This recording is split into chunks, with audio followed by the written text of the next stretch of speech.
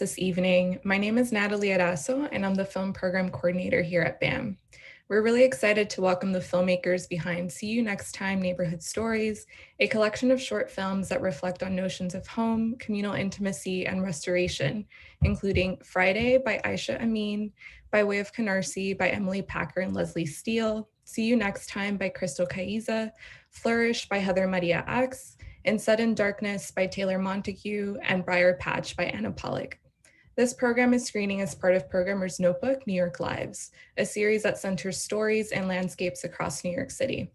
From now through January 3rd, we are spotlighting well-known stories about communities amid external junctures of displacement, like in Diego Echeverria's 1984 film Los Sures, as well as recent films that celebrate the resilient efforts of community care, like Loida Limble's tender portrait documentary, Through the Night. I'd like to take a moment to acknowledge that the films in this program are set within unceded Indigenous lands, specifically Lenape-Hoking, the homeland of the Lenni Lenape people. I extend gratitude to the Indigenous, Black, and Brown caretakers who sustain this land and who continue to lead various movements across it. Before we begin, I'd like to go over a few community guidelines. If you have any questions for our guests, you may start adding those to the chat box to the right of the screen, and we'll get to it later on in the conversation. Please bear in mind that we have a zero tolerance policy for any hateful language. Tonight's conversation will be in English with live ASL interpretation. We thank our interpreters, Monica Gallego and Trisha Vasquez, who will be with us throughout the night. I'd also like to welcome programmer and writer Maria Cabrera, who is a programmer on this series and will be joining me in leading tonight's conversation.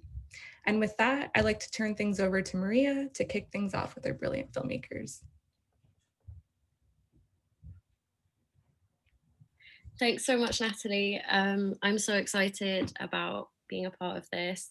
I'm not from New York, but I've learned so much from these films and about what makes New York so special. I wanted to kick things off talking about exactly what we might see as place and community, because I think especially the word community includes a lot of different meanings for different people. And yeah, I'd like to ask a direct question to Aisha, Emily, and Lesley, especially with your films Friday and By Way of Canarsie. Could you just talk a bit more about what does place and community mean to you, and how did you go about approaching working with a community that's set in a very particular place? I can get us started a little bit. So thank you for that question. It's really important, and it's sort of at the center of my film. Something that, I was raised in New York City, and I think that something that sets it apart from other cities globally is the fact that there are so many smaller microcosms that interact with each other, cultures, communities, age groups that are geographically very close, together on this very dense island, but sometimes don't always interact with each other. And I know that growing up, I didn't always interact with communities that were down the street from me or down the block from me. So with Friday, something that really drew me to this particular mosque that I filmed in is the fact that it's in a neighborhood that's changing a lot right now. It's in Bed-Stuy in Brooklyn, and the neighborhood's been sort of undergoing gentrification for the past 15, 20 years, possibly even longer. And sort of right before that started, the mosque was built, and they talk about it in the film.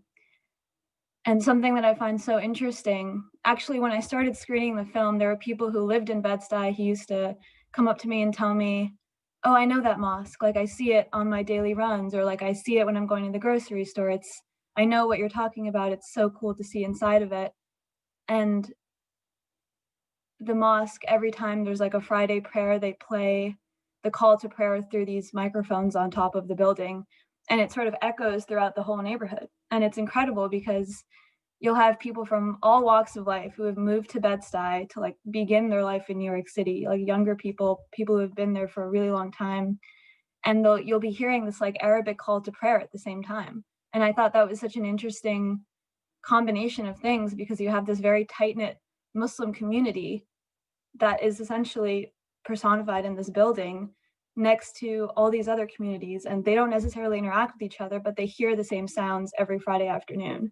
I thought it was so special that in that way, that is sort of what opens the door for other Bed-Stuy residents to see what the mosque was. And I thought, let me bring a camera in here and take it a step further and show people that live here or are from New York that this is actually what goes on inside this building and several other buildings in and around the city. I hope that sort of answer in a roundabout way answers the question. It definitely does. And Emily, Lesley, we have the same question for you, but I just want to stick with Aisha for a minute there. What was important to you about structuring the film through specifically the voiceover with the imam, and also incorporating various video formats like the cell phone footage that also is a conduit to structure place and community? Can you talk a little bit about that choice?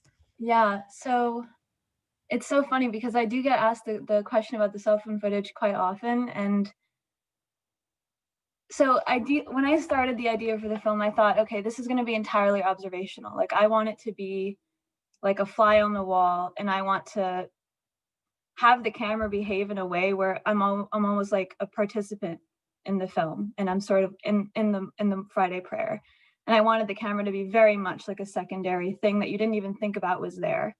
And that's what was happening when we were shooting. And during production, it was like, okay, this is like a verite documentary. And then the last day of the filming, there was going to be this huge outdoor prayer, and it was going to take up the entire block of Bedford Ave, huge avenue in Brooklyn. And it was on the Eid prayer, which is like a yearly, once a year, this happens for Muslims around the world, and they celebrate and they pray together, usually outside. And it was the summertime. It was going to be beautiful. I had my crew ready. We had the camera ready. And we get to the mosque that day, and they had just ended the prayer. And my producer and I looked at each other, and we were just like, oh no, like, what do we do now? That was going to be like, that was the finale. That was going to give us closure for the film.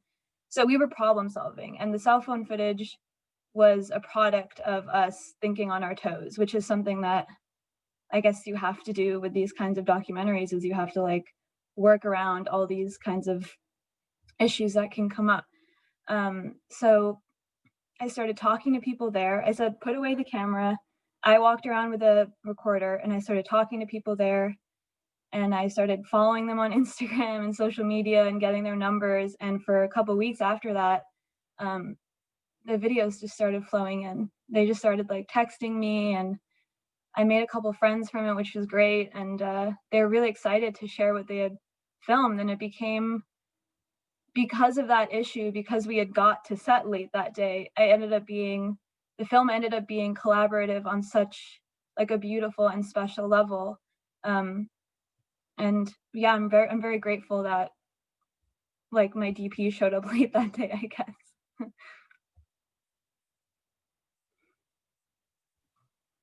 I think that works really beautifully, especially like it really stood out for me. The video footage that you put at the end, there's just that sense of collaboration, and also about like how this place like operates in everyday life for people. It just felt very like within that community. And I just want to ask, similar question to Emily and Lesley about By Way of Canarsie, because one thing I really appreciated is how many perspectives we get on, the coastal town and what the proposed ferry might do to the various communities that interact there. And I would love to hear a bit more about that and kind of your intention with that. And also the fact that you included some of the indigenous knowledge and history of the place. Yeah. Yeah, Emily and I really were on an adventure and journey that we didn't know we would embark when making by way of Canarsie.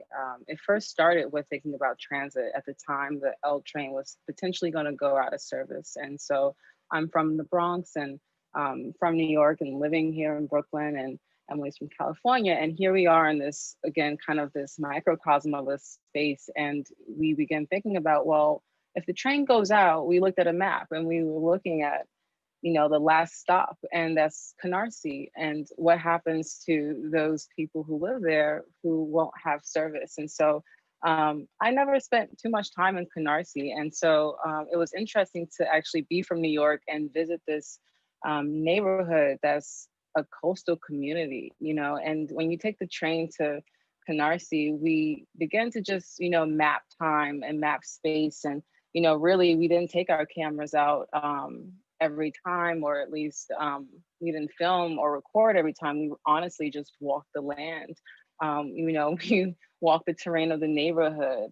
You know, it was becoming kind of like, just like getting into the groove of what does the air smell like? What does it feel like to be here? What does it mean to be present? And I think that led the eye of the camera and the eye of what we saw there. And, you know, getting off the train, you can smell the ocean. You can start to, you know, hear the seagulls immediately. So you become engulfed in this environment that almost doesn't quite feel like what you would imagine is Brooklyn or New York for that matter. And you know, when we began to do research into Canarsie, you know, Canarsie is indigenous land. It is, you know, in itself, in the train station, there's an image of an Indian there. That's a decal that I don't think, you know, most people think about. And so there was these little like symbols that we begin to just realize and see through story and through people and listening to conversations and just being present and wanting to actually understand the way of life here in Canarsie. And it became really clear that there were so many voices because it's a community. And so there were days where we went to the pier and we realized, oh, wow, there are fishermen here. And they're all Black, you know, and it was just this really, you know, just phenomenal experience of people and land. And it was just this exploration that we began to explore in the mediums that we use in the film, and, you know, mapping time through format. And so we use 16 millimeter to kind of use as a vehicle for what the future may be, but is still undefined. And if this ferry came into Canarsie, how would that impact the, you know, environment? But then also it's a question of means of transit. And so Emily and I really were beginning to dig into a lot of different avenues and being in Canarsie, and to think about the actual cause of the train, the L train going out would have been because of Hurricane Sandy, and how, you know, nature in this way speaks to our civilizations. And so we had the honor of having, you know, the ability to speak to a chief and just really map time. And Emily, I don't know if there's anything that you want to throw in, because there was just so much to uncover in terms of space and mapping time in this way.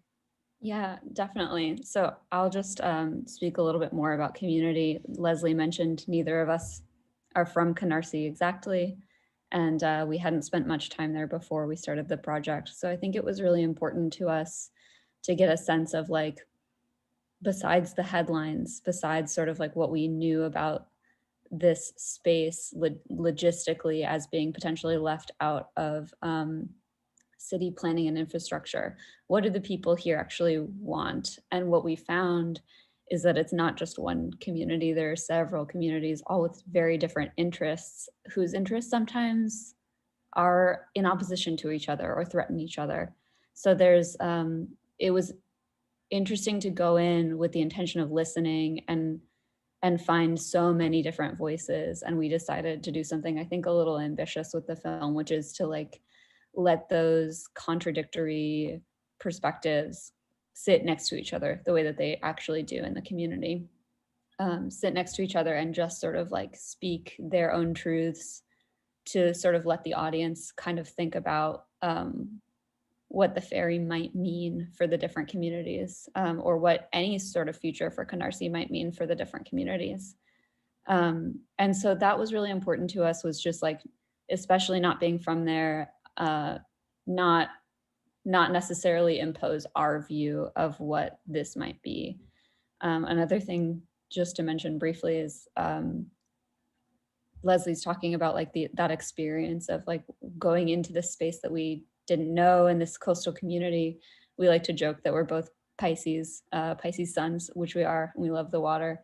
It was part of what drew us to each other, I think. And we both have been like pursuing other projects sort of tangentially from the Canarsie project. And I think that continued interest is a part of how we've invested ourselves in that community, and how we hope we've like gained the trust of the people who live there. I know it was really exciting for us, for example, like when the local Canarsie paper covered our preview screening. And I think community on film is interesting sometimes, because you can make a film and you can leave, but what's that connection that you have when you go back to those places and those people? What is our sort of responsibility to those folks? So it's really touching to sort of see that the local community responded well, even though there were very different perspectives, which is something that I also loved and noticed about See You Next Time. So. Yeah, I thank you both for that. I really appreciate what you say about how you're viewing your personal responsibility as filmmakers in approaching the community of Canarsie, and also your responsibility to the land and the water and this coastal community. And so something I loved about the film was that it feels very much anchored by the legacy, the history, the futurity of the waterways, and various forms of storytelling, economic-based action, like fishing, or that being a source of food, and also activism and resistance. And I appreciate that while it does feel purposeful, the question centered is not whether or not the ferry should come to Canarsie. It's more folks' reflections. And so I'm wondering if you could speak about your editing process, and at what point did you know that this is the way that you were going to be structuring this film? Yeah, I think that we didn't know that we would structure the film in the way that it, came to be. And I think every filmmaker like doesn't quite know, especially in nonfiction. You don't know what it's going to be. You can have an idea. And I think that what began to like really speak clearly for us was the land and the footage in itself. The film is really environmental as well. Like you can feel kind of the air. You can, I think that I keep saying the environment, but really a lot of what it means to be in Canarsie is to be there. And we just really wanted to translate what that environment is like with nature and with elements that you would not think is right off a subway line. And so when we were editing, Emily and I, worked together to go scene by scene, character by character theme. But we really did a lot of interesting experimental kind of approaches to structure. One day we had like index cards and we had color pencils, and we did this whole graph of color lines based off emotion and storyline, and thinking about how do these interconnect? How do these conversations? And there's certain characters that actually didn't make it into the full cup, but those weren't elements that weren't important. It was just kind of, how does this story come together to work cohesively? And I don't know, Emily and I don't know, we were so closely together that we ultimately just really didn't know how to tell the film. It just told itself in a way. And really letting it speak for itself. I don't know, Emily, if there's anything that came up for you. Sure. I think that Lesley and I are both very willing to explore form, and we're both editors by trade. Actually, in addition to making our own work, we edit, and so it was really interesting to have a co-directing team with people that come from similar strengths. And so that like mapping of the film emotionally was definitely like one of my favorite memories of working in the edit. and also sort of deciding how to use the very, very beautiful 16 that we captured. That was actually difficult. We did have some points in which it was very challenging to figure out how to use this medium. And how to use them together. Yeah, and how to use them together, because we were at a crux where we didn't know how to tell time in the story at one point with the 16. And it was almost maybe devastating to maybe not have it in the film, or maybe, you know, not know how to use it. But ultimately, it again spoke for itself. And so I think it was really just trust and listening to the ethics and what our intention was. And our intention was to map this place and not to imprint our own perspectives or our own but really let it speak for itself. And I'll just add one quick thing. I think also not centering a specific human as a story structure was really useful. Centering it at a space was really useful and allowed us to go into different tangents. The other thing about time and time-based things, and you asked specifically about the Indigenous chief, we wanted not to relegate that specifically to the past, because although the Canarsie tribe is no longer truly living in Canarsie, there are Lenape people who are carrying that tradition forward. And so a lot of the film, we spent a lot of time talking about the way that people do land acknowledgements before beginning a call or beginning a speech. We talked about doing a water acknowledgement. What does it mean to sort of like exist on the water in this place, even though the water is moving and time is moving? How do we acknowledge whose waters these are? And one last little tidbit is that, you know, we actually did a ritual to the water and to the land. And so the chief actually did, you know, acknowledge the waters in a very special way on film, and in the moment of his, you know, travels to come to New York and to be on the land and be, you know, on the water. And so that is what's still here, and that's the future, because here we are. So we kind of wanted the film to be timeless in all these ways that it interconnects.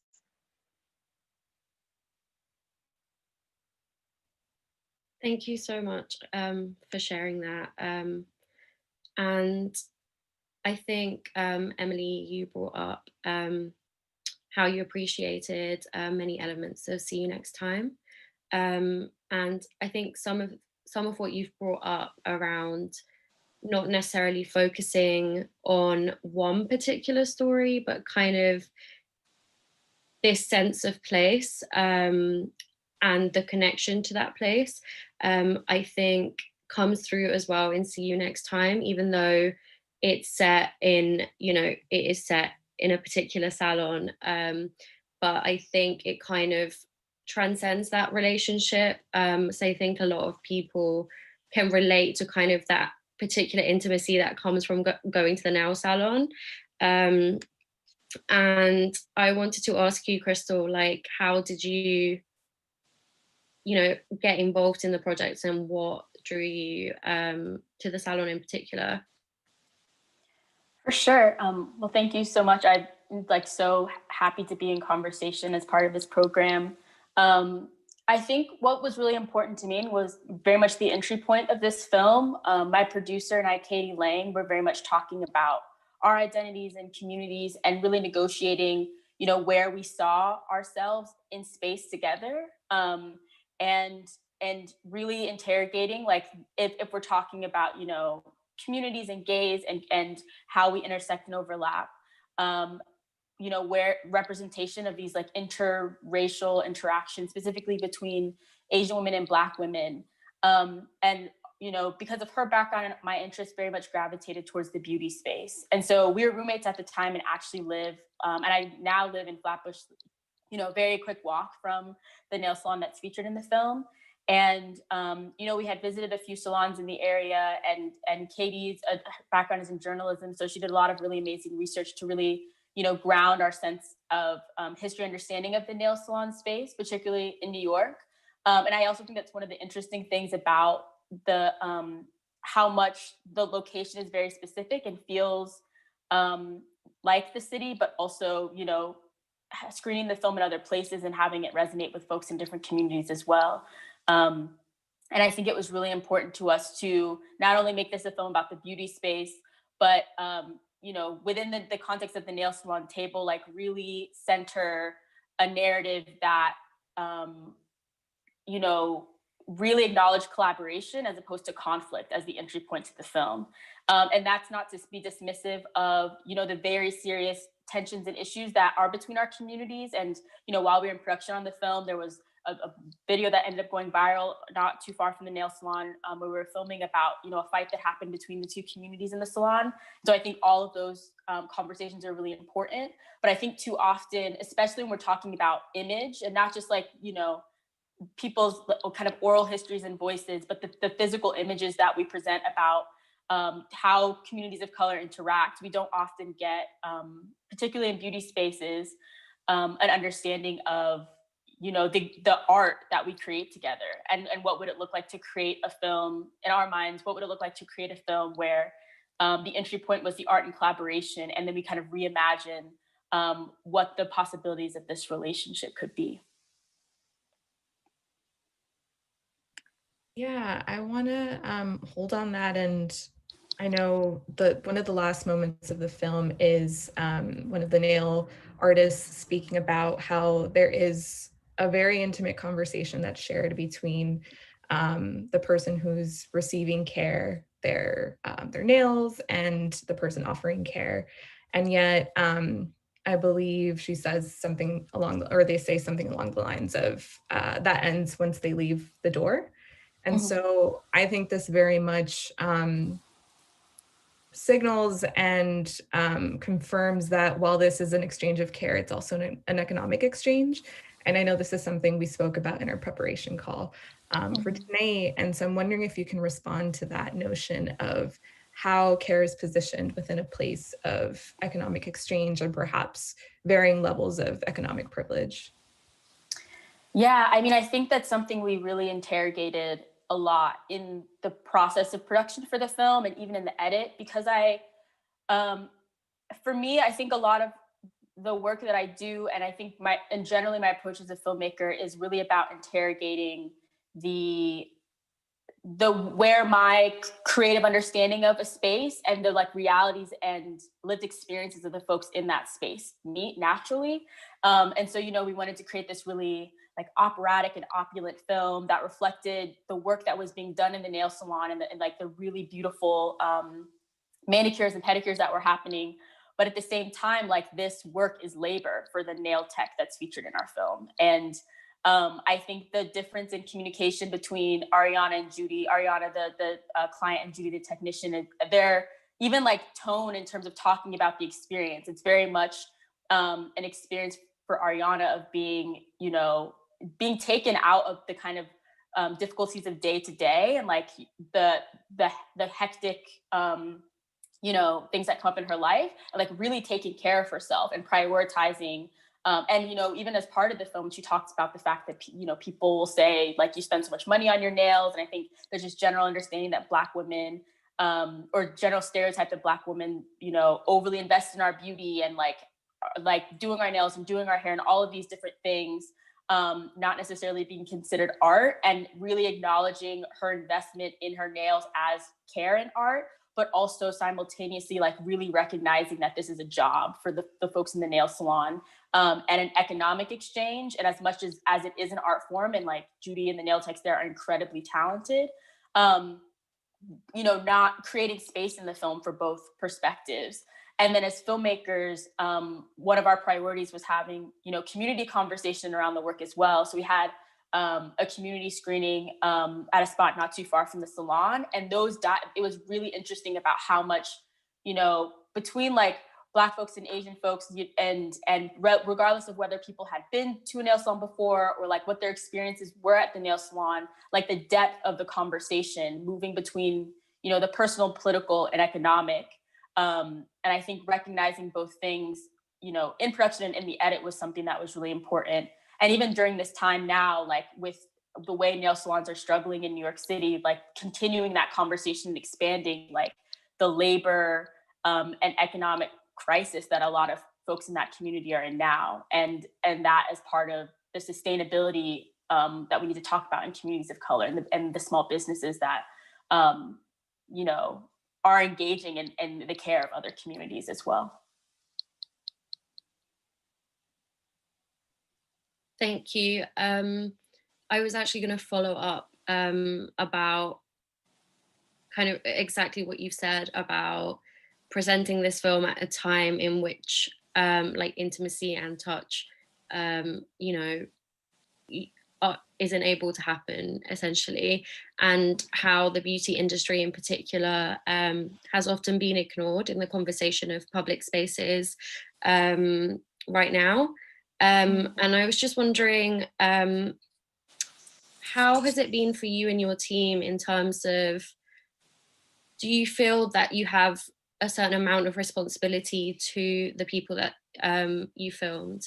And I don't know, how does that look like right now, especially when being in touch is quite difficult? Mm-hmm. I mean, I think that, I think, so for example, I think as part of the release of the film, we prioritized like doing a week-long fundraiser for an organization called Equality for Flatbush, which does a really amazing anti-gentrification and like equity work, and has really helped sustain a lot of folks in Flatbush and in the Brooklyn area during this time. And so prioritizing like momentum and conversation around the film to talk about the economic reinvestment as artists that aren't necessarily from here, our responsibility isn't just a creative one, I feel. And I think in terms of our interactions with the folks in the film, I think in this time in general for nonfiction filmmakers, but something I've been thinking a lot about as well is like the economic context under which you create work, but then also distribute work, and having really serious conversations around the means to make films and how difficult it can be to get paid for work and to fundraise enough to make the film in the first place, but then also the labor that the folks in front of the camera are putting in. And, very much having serious conversations about how do we make this film, how do we make this film like not just a piece that's, has images of the nail salon or is featuring the stories of these two communities, but is a means to be like a resource for the folks in the film during this time. And I think we're very much thinking about that before the pandemic, but now more than ever, like I think it would be unrealistic for us to create the film and not have the film have a relationship to the nail salon and figure out ways that we can support. There's definitely like ongoing conversation and nothing that I feel like there are strict, clear black and white rules for. But I think that, in across New York City, everyone's, I think, asking these similar questions. But I think it was very clear with the ways in which how quickly nail salons shut down early on, that was something prior to when our film came out, that was something in our, a priority when we released the film. Thank you, Crystal. I want to shift over to Tayler and Anna now. Both of your films, In Sudden Darkness and Briarpatch, are very much about notions of family and memory, and are told through the point of view of a young person. And I was wondering, Tayler, in particular, your film being set in the New York City blackout of 2003, I'm wondering what your research process was like in writing this story, and also your process of looking into your own personal memory, perhaps, in writing this story. Yeah, also I want to preface this by saying I'm so excited to be part of this program. Thank you, Natalie. Thank you, Maria. And thank you to the rest of the filmmakers in this block. It's really brilliant work, and I'm really happy to be a part of it. To answer your question, a lot of the research was precisely that, kind of digging into my personal memory and thinking back on the early 2000s, which I was like, just a little shorty, tagging along with my parents who were rather young, which you could tell from the film. But I think that the byproduct of that is because I was so young, I was sucking in all this like pop cultural information. And, I was at an age where I was experiencing the blackout and was just kind of soaking it all in because it was so like, oh my God, what's happening? And it wasn't traumatizing in any way or scary. It was just kind of precisely what happens in this film. This community comes together and rallies around each other, and this family tries to figure out how to make the best of a, whack situation. So yeah, that's what kind of the research involved, which was really just listening to music and watching music videos at the time to kind of like cultivate all these memories, and then start having conversations in my head in terms of like different characters and how they would talk to each other, and kind of building a family that felt um, honest to the family that I grew up in and grew up around and within the community I was from. So that was really just the research process, was just like tapping into this noggin, you know what I'm saying? So. Absolutely. And I just wanted to follow up on that and really commend how beautiful I think the story is structured from a place of familial intimacy and communal intimacy, and understanding that despite this being set within a historical crisis, that the story was more focused on how this family came together in this moment. So can you speak about that importance to you and how you made sure to continually navigate that in the conversations as you were developing the film? Yeah, like family is everything to me, and I think that's kind of what soaks in thematically in the film. Even when I decided to tell a film about the blackout of 2003, it always revolved around a family. And the blackout, even though you describe it as a crisis, really was just like a formative moment of understanding as a child, right? Coming into one's own understanding about their place in this broader community. And so I felt safe, right, in the midst of this like quote unquote crisis at this time where, it's supposed to be chaotic and depending on who you ask, maybe even violent. And it wasn't like that at all. So yeah, for me, it was just like I had to hone in on family, and that was really important to portray, and to portray to a T, even down to like, the conversations that's had between, the parents and parent to child, and even community conversations that you hear, and like our blackout sequences where you realize that they are tethered to this greater kind of, community that they live within. So yeah, family, there would be the concept of this film didn't exist without zeroing in on families specifically and how they have each other's backs. And in particular, I think young families, what does it mean to be maybe a fresh 30 with 2 kids?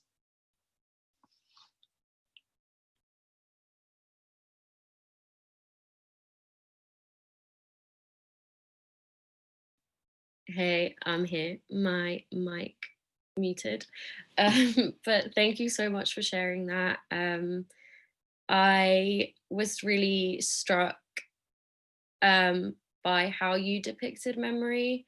So it felt very much like we were within this immediate space, but at the same time, especially like now that you've mentioned that you were listening to a lot of music and watching a lot of music videos and stuff, you can feel those references as well. And like this idea of memory and nostalgia, while it's still feeling very like within that time. I was just wondering like what was your thought process around like nostalgia and like working through that, and if that's something, if that was one of your intentions to kind of like explore nostalgia, or whether you just wanted to depict that time. I don't know if that's a clear question. No, it makes sense. Nostalgia. It's interesting because I think that my kind of zeroing in on that time was done at a moment in my life where I was looking back on my life thus far. I had gone through a milestone. I graduated college. And so I was like, oh, how did I get here? You have these like existential moments, or you'll hear a song and it'll remind you of your childhood in that way. And so I think for me, it was more so like just picking a formative childhood experience as a way to tell this like semi coming of age familial story that I could explore these themes of class, race, and family, and tenderness and love and care all in one.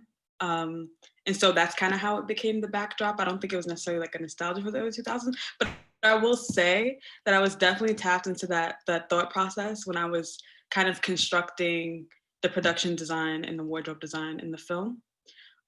Which is how do you, because I'm so far in the future, right? I feel like oftentimes in period pieces, it feels written from the future. Even down to the period detail, if that makes sense. It feels like people from the future constructed this past world. And I didn't want it to feel like that. I wanted it to feel lived in. I wanted it to feel like 2003 without like I don't know, like year 2003 and in a title card or something like that. I just wanted, it to be apparent. And so a way of doing that was actually kind of finding that balance between like, yes, I'll put the VHS tapes in there, I'll put the Vibe magazine, these kind of like signifiers and like also cultural markers about who these people are and what they engage with, what they read, what they watch, what they're into. But just not overdoing it. That was just like really just finding a line, because sometimes people overdo it. But that was interesting in terms of the research process for that, tapping into nostalgia and, wanting to take it over the top, but having to reel myself back in. I always said if we had an in-person premiere, I was gonna wear like a Latrell Sprewell jersey dress and really take it there. So Yes. So maybe one day, but yes, I hope that answers the question. Yeah, no, definitely. And honestly, you really did that beautifully, because I feel like it is the sort of film that if you grew up in the Bronx, like you're gonna recognize a lot of the references and stuff. But even if you're not, like, you're not you're not spelling anything out for us, like you just really beautifully take us into that space, without exactly like being like, here's Nelly, like all the time.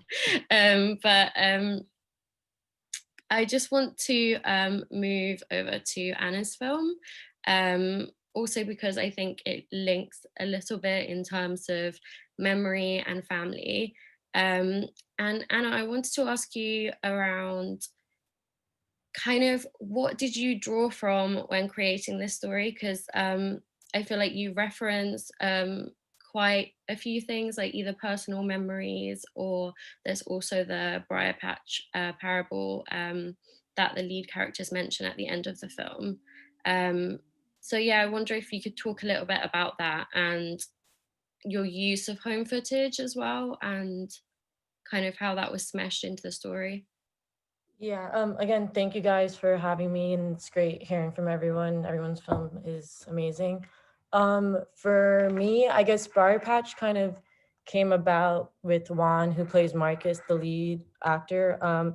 We went to high school together, and I've known him for quite a while now, and we kind of reconnected once I was, I guess, a sophomore in college. He had basically Briarpatch is kind of biographical towards him and for me as well. And he had basically had to drop out of college to come back and help his mother after she was sick. So I did a little profile on him, and that script kind of grew out of that, out of his like personal experiences. Cause like he did leave school, then started working for UPS, was like handling packages. Even during the filming, he was like doing that. He was like sleeping in between takes and stuff because he was like working night shifts or whatnot. So like the film was very much based on that period of time in his life where we kind of like reconnected after high school.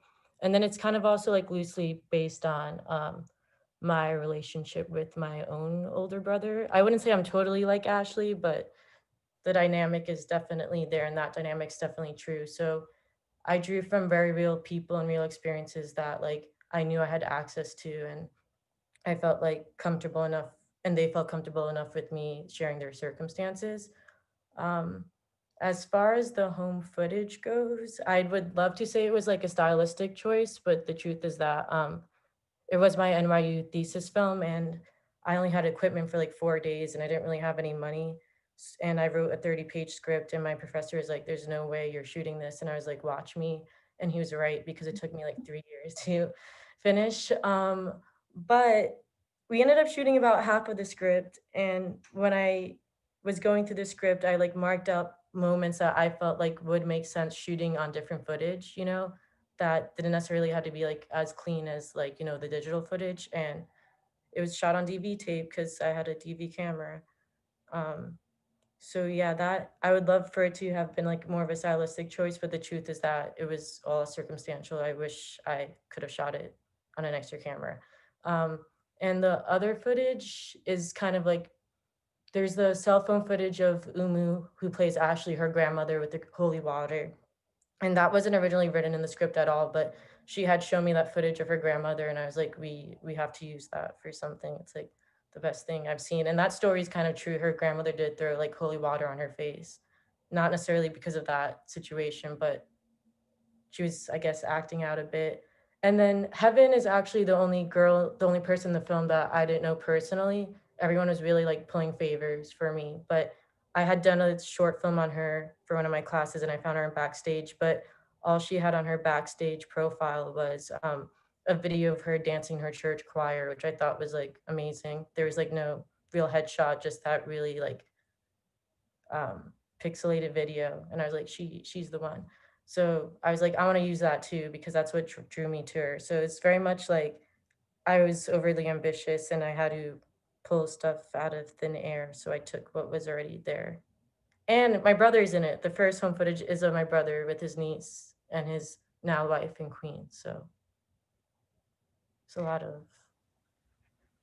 Yeah, thank you for that. I think the circumstances definitely worked into a beautiful medley of exploring personal memory and also constructed memory in the present. And I'm wondering, knowing your previous film as well, Jamaica Tapes, I know that you actively work in archive, and so I'm wondering if you can speak about the process of exploring consent and using someone's archive. I know you're primarily working in your own, but for example, you said your brother's in that original first video, and so yeah, can you speak more about that process? Practicing consent. I don't mean to sound sleazy saying this, but I guess working with people that you love and care about, they kind of have to let you, like Juan would have not acted and done all of that if, we weren't close friends, if I'm being honest. My brother definitely wouldn't have. I wouldn't be able to shoot in half the places I shot out if I didn't have personal relationships with the people. But I mean, it's just a matter of being like honest, like letting them know like what my objective is, them knowing that I'm not trying to take advantage at all. The first thing I shot of Juan, he was talking about like he was going on a rant about working at UPS, and I was like, is it fine if I just like record this? And he's like, yeah, whatever, go ahead. And like I put my camera like right on the table. You can like barely see him in it, but I just recorded everything he said. And then I ended up like watching it a month or two later and then was like, do you mind if I use this for a project? And he's like, no, let's like build on it. And I ended up like shooting him dancing and stuff because he's an amazing dancer. So I've been fortunate enough where like the people that I do use, they're fine with me using them, I guess, for lack of a better term. But yeah, definitely I'm not trying to expose anyone in any sort of way they're not comfortable with, ever.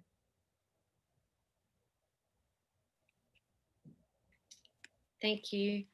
I wanted to ask as well about the film soundtrack because it's really unique, and how's the process of working with a composer? If I'm being frank, maybe I shouldn't say it was my boyfriend at the time. So they were again pulling a favor, but yeah, we went back and forth a lot, but that was an interesting journey because the first edit, for instance, like the music, most of the music I think existed before like the film was really edited. So it was kind of a balance of going back and forth between recutting the scenes to the music and having the music fit the right mood or tone. But there's a lot of back and forth with that, but did a great job, I think. The music's great. Yeah. Yeah, a lot of patience and understanding. Gotta pull in those personal favors. Thank you, Anna. Heather, I wanted to move on and ask you about Flourish. The series is very much about explorations of place and landscape of New York City. And I'm curious that most of your film takes place indoors, and yet there is a very firm understanding and I think setting that, at least, speaking as someone who has been to Alphaville where your film was shot and is kind of in the queer milieu of Brooklyn, like it feels very New York. And so I'm wondering how you went about constructing the set design, constructing this world in a very specific visual aesthetic. Well, I also want to say thank you so much. I'm so happy to be here with BAM and BAM Cinema. And I love this question, Natalie, because there's a compliment wrapped up in there, right? Of saying that it does look like New York. So, so I appreciate that. And I mean, really, to me, the reason that's the case is because, you know, we shot in places where we go or live. So the majority of that film is shot in my apartment in Fort Greene. And I think that to date, I have used every room in my apartment to shoot in. So like Anna was just saying, you know, to me, underground or independent filmmaking is about, you can call it pulling favors or, you know, community collaboration, et cetera. So Alphaville was really, really generous with us, and we super appreciate them. And I also had amazing production designers.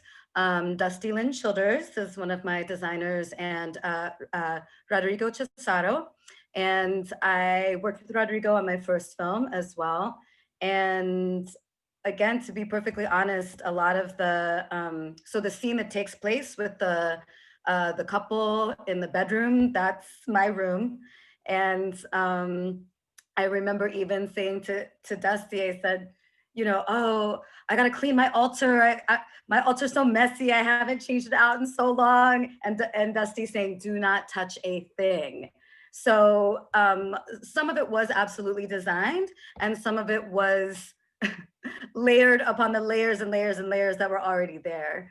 Another thing that has happened is that, you know, it just so happens that I will have a roommate shift right before I'm about to make a film. And so, so there will be one room that's empty in my apartment, and then that's the room we end up dressing for whatever the set needs to be. So in this case, the backstage, the dressing room for the club scenes were also shot in my apartment. So we did dress an empty room to look like backstage for, you know, a queer bar performance space. And I'm part of queer community. I'm a performer. So, and I love color and color pop, and I, you know, perform as a drag queen as well. I identify as high femme. And so visual aesthetic and a really rich visual aesthetic are very important to me. And I think that it's, I'm curious what people would say in terms of, does it look very specific to New York City? Would someone from San Francisco like resonate with? Would someone from, you know, different cities, would they still have something that they connected to, or is there something that's very New York about it? So I have a pretty far-reaching queer performance community. So while it's specific to New York City, I think I'm always drawing and in conversation with this sort of galaxy, I usually say, of queer communities and performance. Thanks so much. I wanted to ask specifically about the story and the writing process, because I really appreciated how between the two different relationships in the film, there's this theme of interdependency and care throughout, but also we don't get like a conventional reconciliation between the characters. And yeah, it was just, could you speak a little bit about that and kind of the intention of doing that? Sure. So part of the reason that I even make films is because I make films because of queer community, right? And so even though we're living in an era that has, you know, some mainstream LGBT visibility, I am not necessarily seeing the queer intersectional communities that I'm a part of or tangential to represented on an ongoing basis.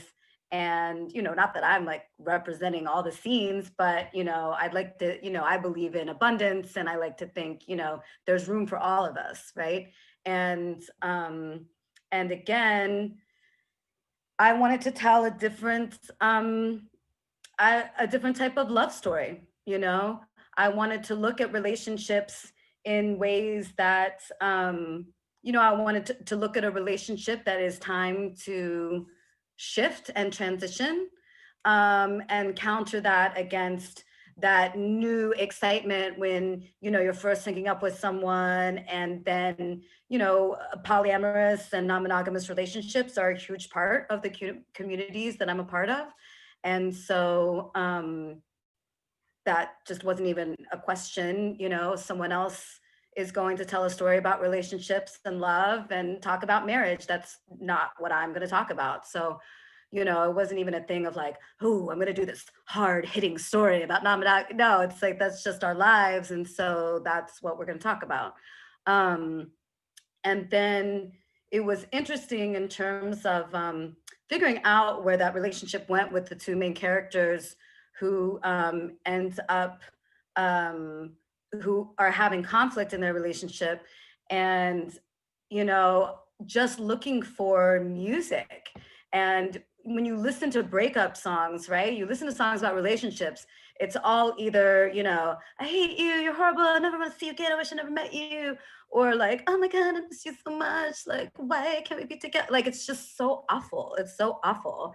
And I thought, how in the world am I gonna find a queer breakup song?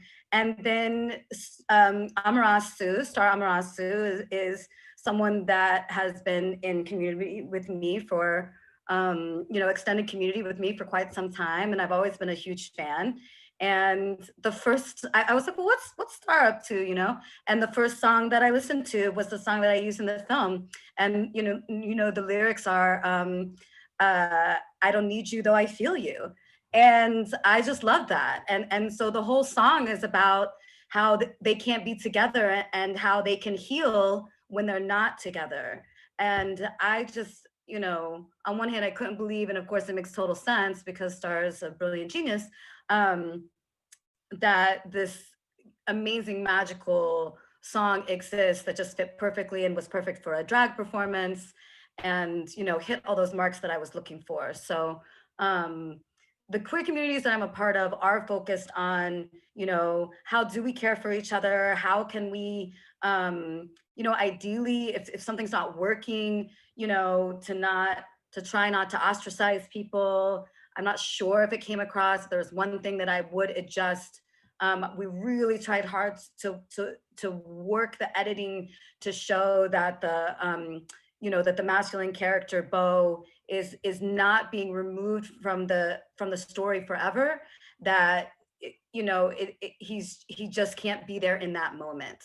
And so, in order for Cristal, for the femme character to thrive in this particular evening, that, you know, he's gotta exit the premises for now because he needs his own care, you know. So. Thank you, Heather. And yeah, I really appreciate your point about your music selection, because I think, and also knowing your first film, Flush, they're both very music motivated films, and I think that very much carries the narrative forward in a fluid way. I particularly love the Cakes to Kill a song in this one. I wanted to open up to audience questions at this point because I know we're coming up on our hour mark. I have a question here from Jesse. Some have touched on this already, but the films are very intimate. How did the filmmakers build trust with the subjects or actors they worked with? And I'll let anybody jump in if folks feel strongly about this question.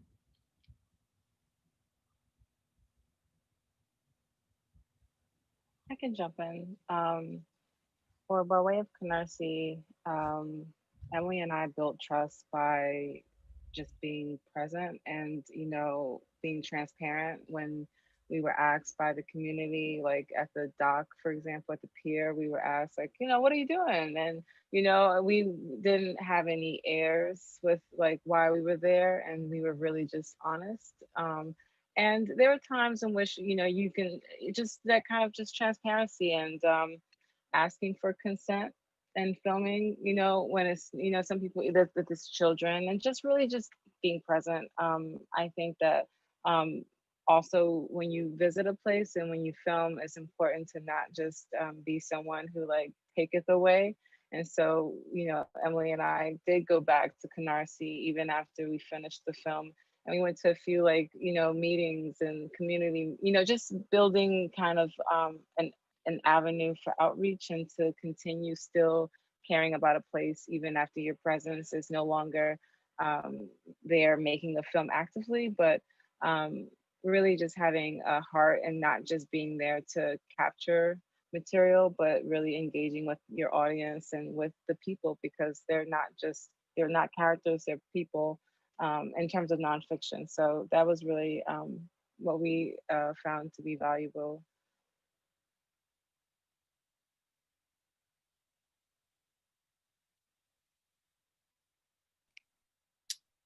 I'm just having a look to see if we've got any questions. Natalie, I don't know if you can see the screen.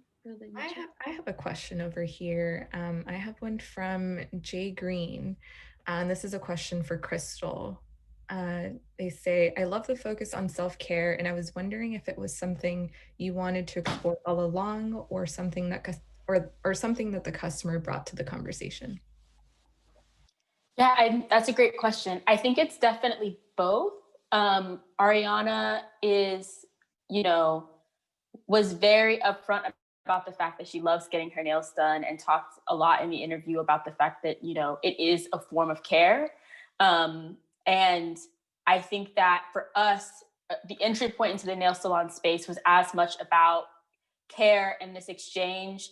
And really it became much more specific once we had the conversations with the folks in the salon, and also recognizing that like self-care, although I think, you know, we're in conversation about that on an individual level, like in the context of the nail salon, there is a collaboration as part of care. One person very much being on the receiving end of that. And so not just looking at care as an individual act or something that someone engages in by their own choice, but something that in this case, and I think in a lot of areas in the beauty space, it is very much like something that is sought out in community, and not framing the nail salon space as just as an economic space, but as community space where this exchange happens. Thank you, Crystal.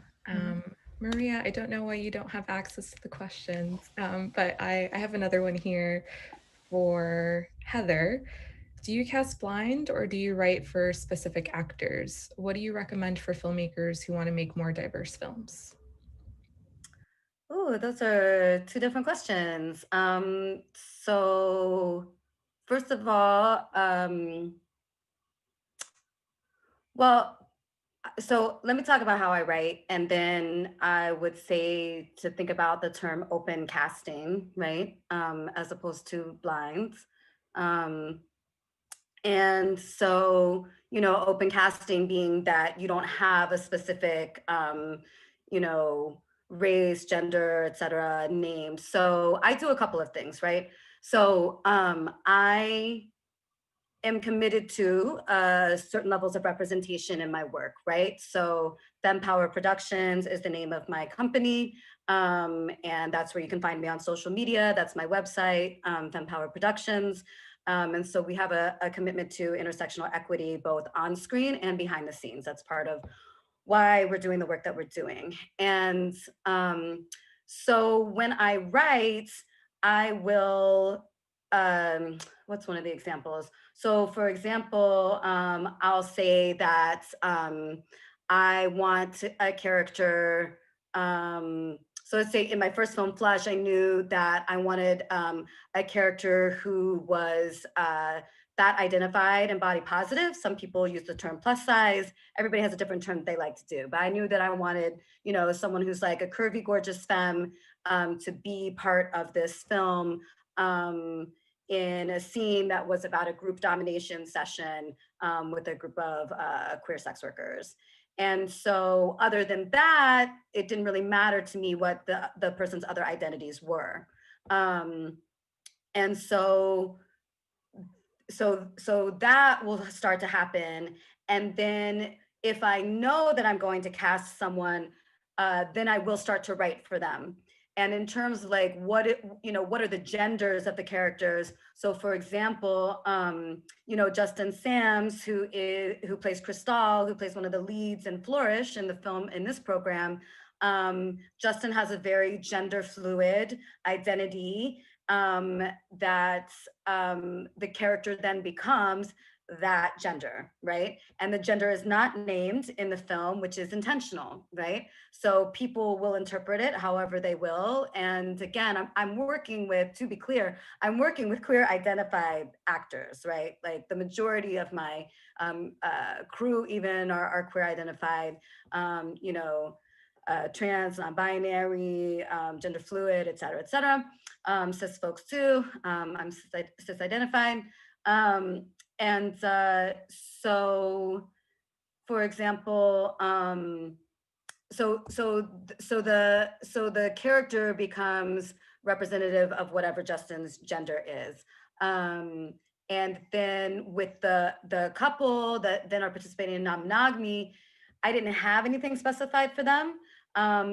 Those actors, as people, identify as non-binary. And so then the couple becomes a non-binary couple, right? So I didn't write it having any particular gender in mind, but I did cast wanting a certain level of representation present. So, you'll see a lot of different folks in my storytelling. So sometimes I write for particular actors once I know I'm working with them. Sometimes I will write for a particular gender or a particular type of identity or intersectional identity. And then my goal is always to have different levels of representation.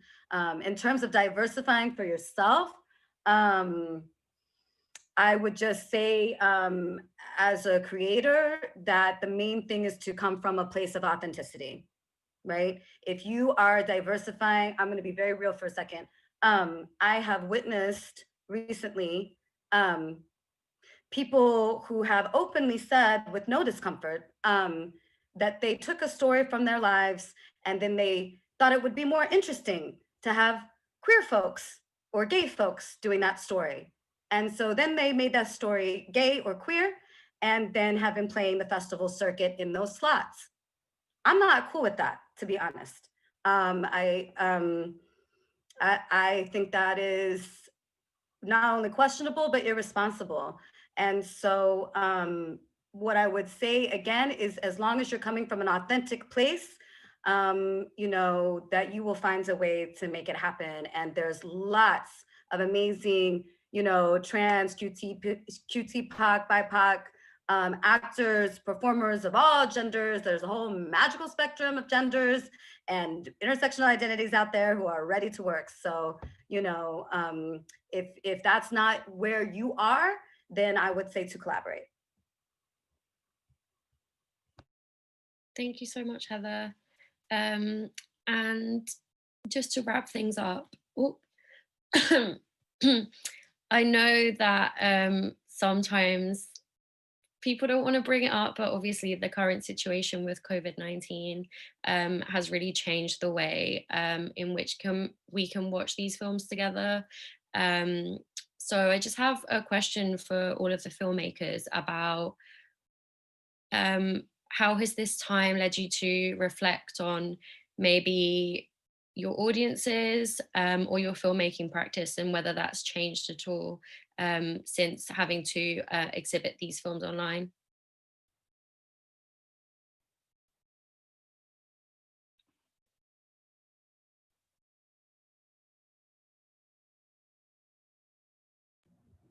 I will just say it's been really challenging. I think that especially when working in short form, which we all are, a huge part of what makes the shorts world work is getting to meet people in person and figure out who you want to collaborate with next, or figure out who loves your film so much that they want to help fund your next feature, things like that. So it's been really challenging to have these like small degrees of success with the added benefit of allowing anyone and everyone, depending on what the specifications of the internet situation are, be able to tune in. So you don't need to be at the exclusive festival specifically at BAM in order to tune in. Like my family from California might tune in, like people that might not have been able to afford a ticket.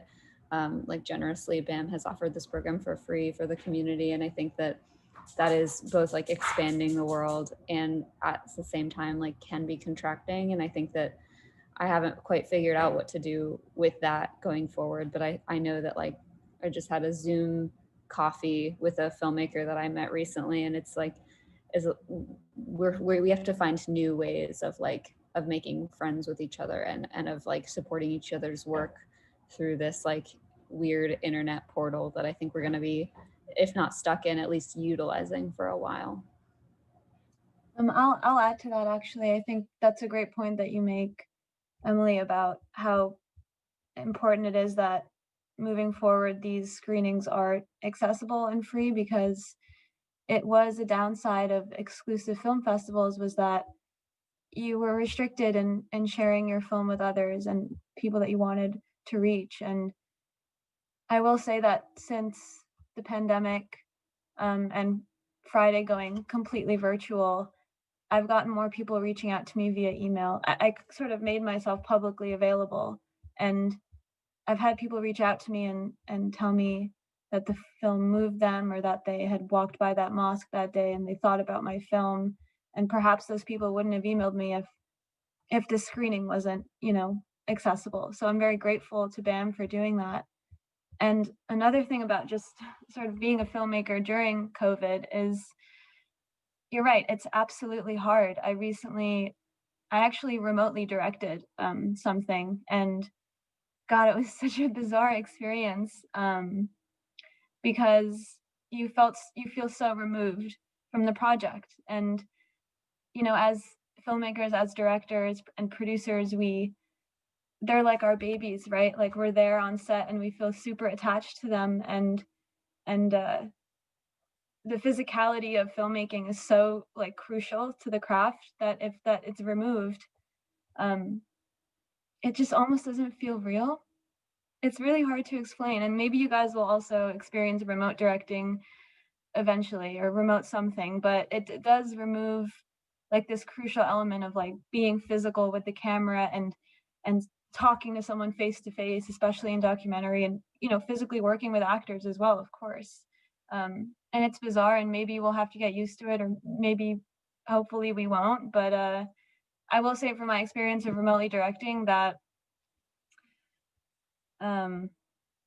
it's different. It's different, and it's a different kind of filmmaking. I don't even know if we can exactly call it the same thing anymore.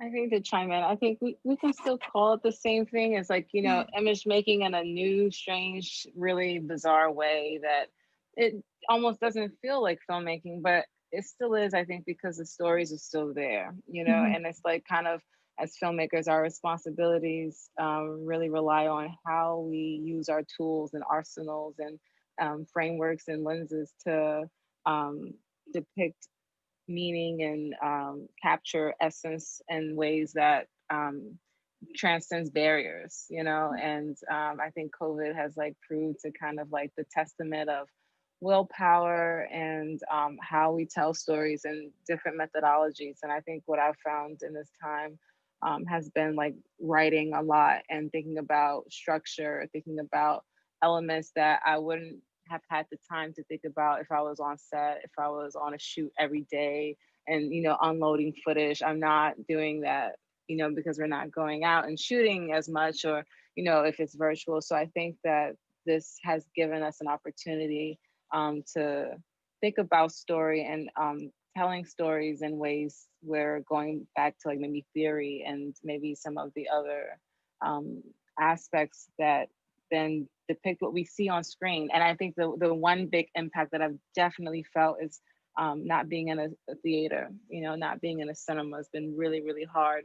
And it's almost just like, it's not that big of a deal. You can like look at a screen, but this is how our work is represented on screen. And so not being in a theater and having that collective experience of the lights going down and being in a room together is really hard, because I think that's definitely a part of how we feel when we experience films. So it's still great though to have that experience virtually and to bridge community. So thank you, BAM, for just being able to have the world experience this virtually, because it still matters. So I think there's a lot of lessons here.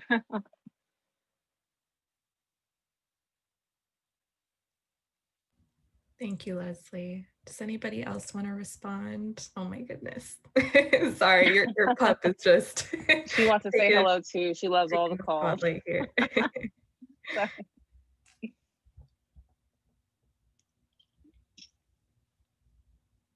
All right then.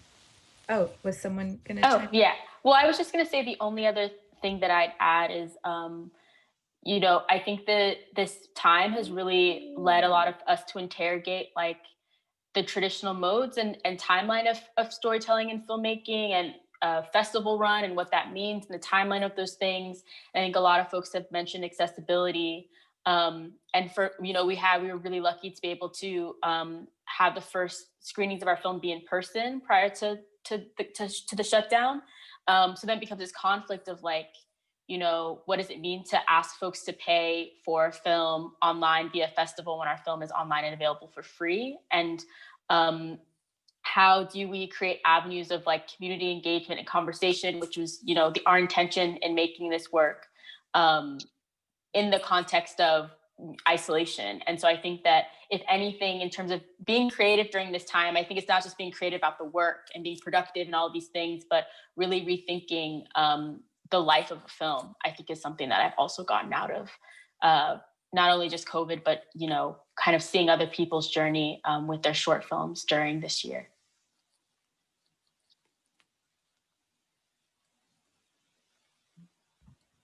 Thank you, Crystal. I think that's all the time we have for tonight.